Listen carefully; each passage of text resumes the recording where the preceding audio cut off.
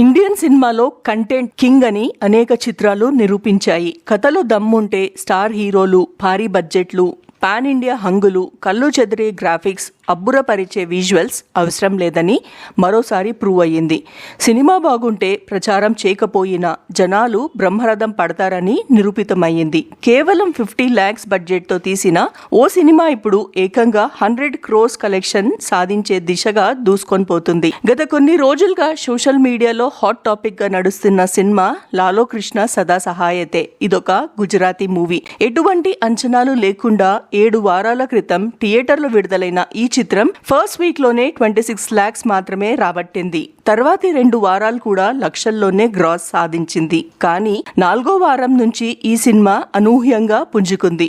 Mouth talk బాగుండడంతో ఎవ్వరు ఊహించని స్థాయిలో వసూలు అందుకుంది. అయితే లాలో కృష్ణ సదా సహాయతే సినిమా 46 days లో 73 crores పైగా కలెక్షన్లను రాబట్టింది. 7 వారాల్లోనూ సక్సెస్ఫుల్ గా నడుస్తుంది. ట్రెండ్ చూస్తుంటే 100 crores క్లబ్ లో చేరడం ఖాయమని ట్రేడ్ వర్గాలు అంచనాలు వేస్తున్నాయి. 100 కోట్ల బడ్జెట్ తో సినిమా తీస్తున్న ఈ రోజుల్లో కేవలం 50 lakhs తో తీసిన ఈ సినిమా ఈ రేంజ్ లో కలెక్షన్ సాధించడం మామూలు విషయమైతే కాదు. ఇప్పటికే అత్యధిక వసూళ్లు రాబట్టిన గుజరాతీ చిత్రంగా రికార్డులు క్రియేట్ చేసింది. 100 కోట్ల క్లబ్ లో కూడా చేరితే గుజరాతీ ఫిలిం ఇండస్ట్రీలో ఇదొక సెన్సేషన్ అవుతుంది.